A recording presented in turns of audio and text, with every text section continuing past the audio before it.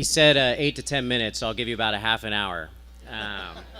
Hey, well, welcome, fellow right-wing extremists, this very early morning. Um,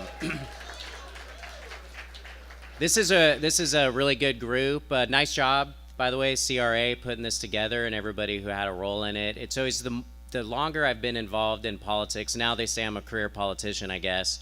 The longer I've been involved, I've seen the CRA, just grow and more energy, and this is indicative of the energy that we're going to have in November. We have a lot of good things going for us in November, and I'm going to talk about some of those things in a second. First of all, I want to point out my daughter Andy right here at the front. She's 8 years old. She hates that I'm doing this right now. But when she was in kindergarten is when schools were closed. And so my kids at such a young age, my two oldest, that are now 10 and 8, they're almost 11 and 9, but they have memories of how the political leaders in this state impacted their lives already. And when we were growing up, presumably, obviously it depends on where you were, and we had wars and things like that, and lost lives. But for this generation, I think this is the first sign at such an early age that we see what tyranny can do to our future generations. And I think that's what this group has. The energy is so important because we can't ever let that happen again, ever again.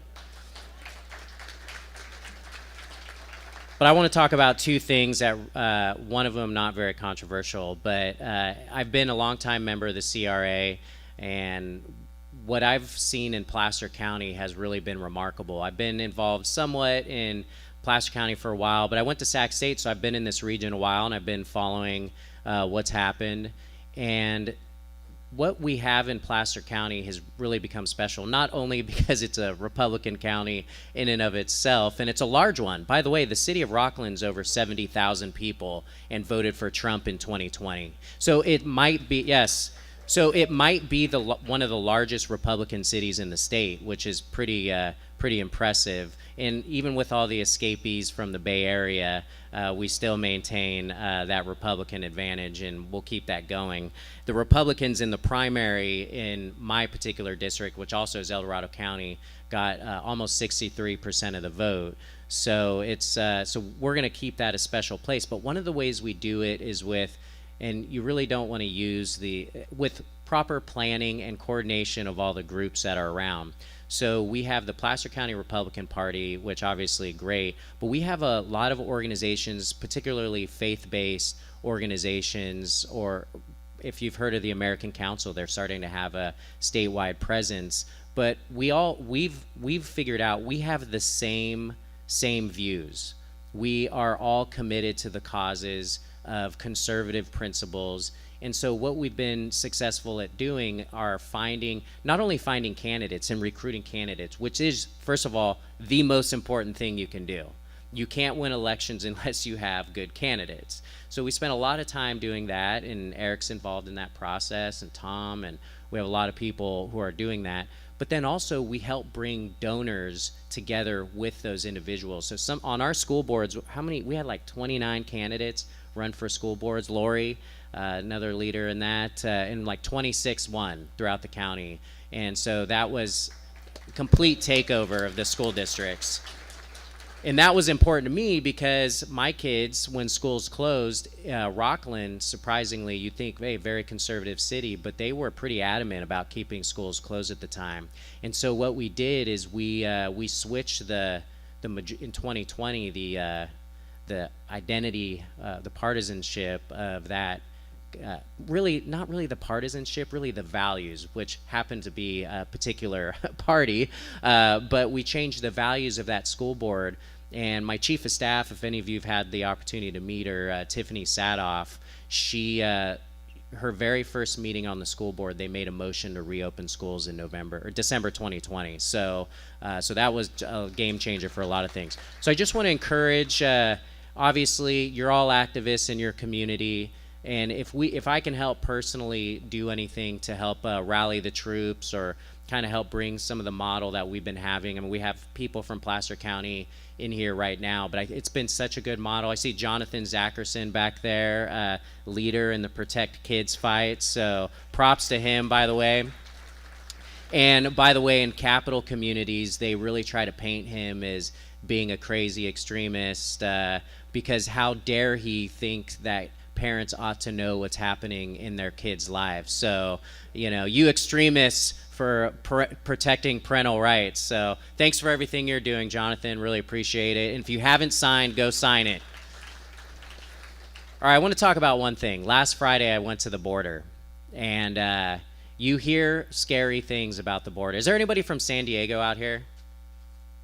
Okay, well, we're going to get some more people from San Diego next year, but because people from San Diego will be very familiar with this. First of all, I want to say there are actually two border walls in San Diego, and gosh, it's crazy. They were built in 2018. Who was president in 2018? Gosh, really weird. But they're not small walls, by the way. One of them's 30 feet tall. And don't get me wrong, people can scale them. They figured out ways to scale them, but it is a major impediment. There's one wall you got to get over. It's a primary wall. I think that one's 18 feet, and then there's a 30-foot wall. And I wish the walls were switched, and I'll tell you why in a second, because the changes in administration really makes you wish the 30-foot wall was the first wall. But they are impressive things to see. I was even personally shocked to see that these are legitimate walls that we have on the border. So I wanted to see, we have a lot of problems. I've been working a lot on fentanyl, and where does all this crap come from? Sorry to say, it makes me really mad to think about it, but it comes from Mexico, right? And so me and James Gallagher and Diane Dixon, who represents Orange County, we said, hey, let's go down to the border and check it out for ourselves, see what's going on. And so we went down to the border. We met with the Border Patrol that monitors people crossing illegally, and then we also went to the Tijuana border crossing. And the first thing, when on the wall side, again, very impressive. But the crazy thing is, if you get across that primary wall, 1,200 people a day in the San Diego sector alone get across that primary wall somehow, some way, somehow. Every single one of them, unless they have a documented criminal history, are let into this country. They are processed on site, and they are given a court date that could be anywhere from 5 months to 7 years away. And the majority of them get 7 years. Because if you're going to Iowa, you get your asylum hearing in 5 months. So don't go to Iowa. I got a tip for people who want, actually, we would like them to go to Iowa, but they don't choose Iowa, because it's bad math. They go to New York, they go to Chicago, they go to a big city. And by the way, I love how all those liberal mayors are complaining about the immigration going to their cities. But they choose to go to those cities, and they'll be there 5 to 7 years before they even get a hearing. And I'll tell you what, they're not going to show up to those hearings. But 1,200 people a day are processed and let go. Under the Trump administration, they had a policy called Remain in Mexico. Because I asked them, I said, hey, look, if a guy gets across the fence, they'll climb it with these rebar ladders. I literally saw them with my own eyes. They cross it with their rebar ladders. They get over the fence. And if they get over the fence, then in between the 18-foot wall and the 30-foot wall, I said, hey, can you just open one of those doors and just welcome them back to Mexico instead? And the answer is no. No, the answer is no. When they cross that first 18-foot fence, they are in our country and they are allowed to stay here. Now, a lot of people, when I talk about this, I've talked about it in committee already, in the Capitol. And they try to act like I'm a racist because I'm a white guy, Republican, talking about immigration problems. My stepdad, who's been with me since I was 6 months old, is a Mexican immigrant. He's a citizen of the United States now, but he's a Mexican immigrant, and all my brothers are Latinos. But guess what? The majority of people coming across the border are not Mexican. They're like the number 6 country of people coming across the border. And another thing that was really crazy, you got to see this with your own eyes if you ever go down to San Diego, because you can just walk up to the border and see it with your own eyes. In Tijuana, right across the border, there are a lot of houses being built right on the border, like apartment complexes. I mean, 10 yards away from the border. They are either owned or they are putting cartel recon into the border. So they know the shifts of the Border Patrol. They know when they're going to be changing shifts. They know who's working. They know all this stuff, so they know when they can make these crossings. It is really a crazy thing to see.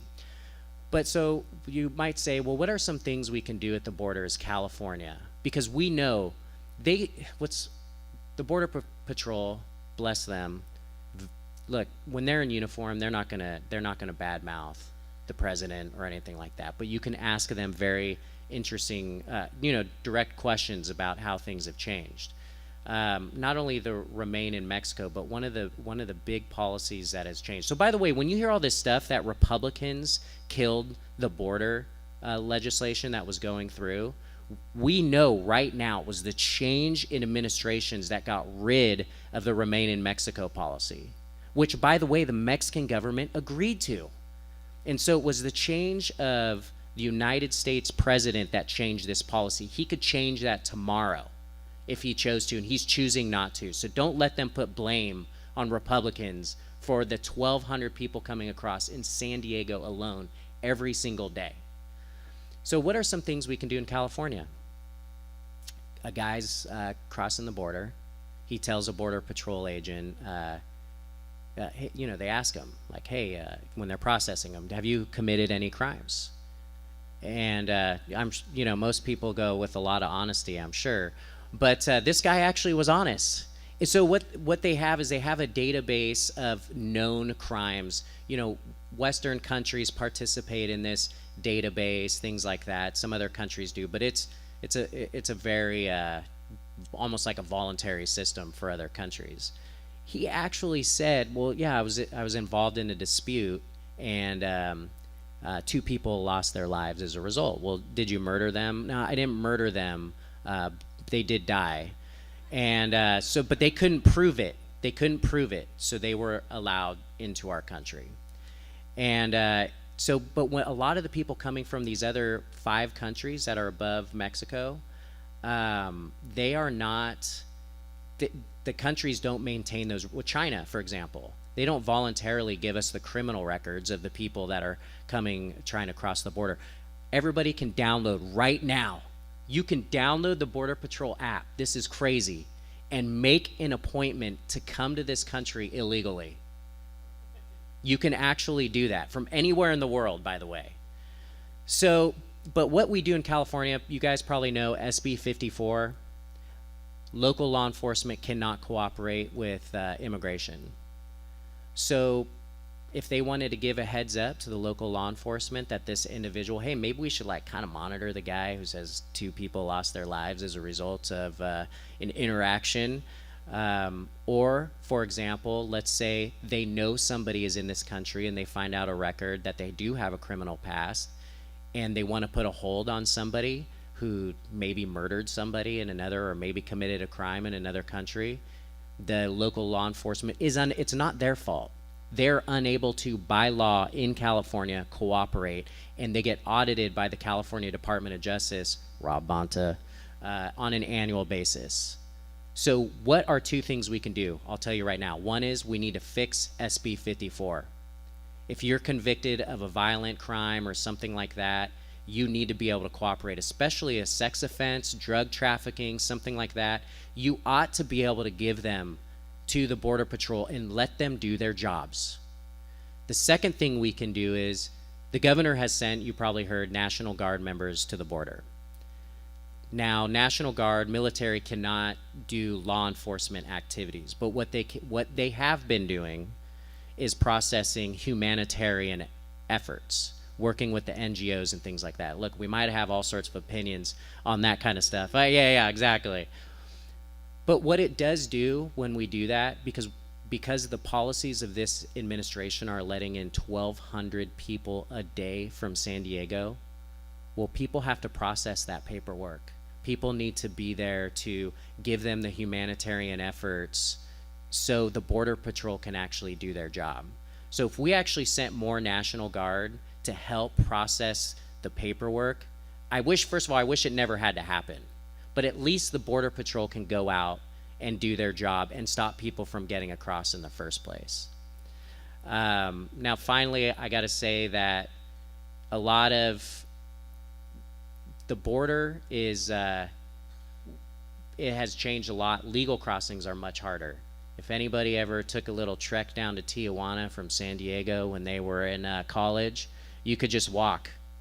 I made bad life decisions when I was in college, and so maybe you didn't. But I went down to Tijuana. You just walk right across. That was, 25 years ago, pre 9/11. Now, if you want to come back, you're going through like an airport border security check. So it is if you come across legally, it is not easy. They'll ask you a lot of questions. So they do great work, but I'm telling you, do not ever let somebody tell you that this has anything to do with race or not wanting people from Mexico to come here. I helped my stepdad's relatives get their green cards to come here in a legal way. By the way, it took 17 years for them to do that. And I helped them do that. I welcome that. We need to do more of that. Immigration's a beautiful thing. But also, the majority of people coming across the border are not from Mexico. And it's like, can we just separate the two issues, please? We have a national security issue. I'm not talking about, hey, the guy who comes across illegally to work in the farm and just make a good living for himself or something like that. Can we at least agree we need to stop criminals from coming into this country and doing the bare minimum? All right. Well, hope you had enough coffee this morning. Hope I woke you up a little bit. I was told to talk for 8 minutes, and I talked for like 20. So.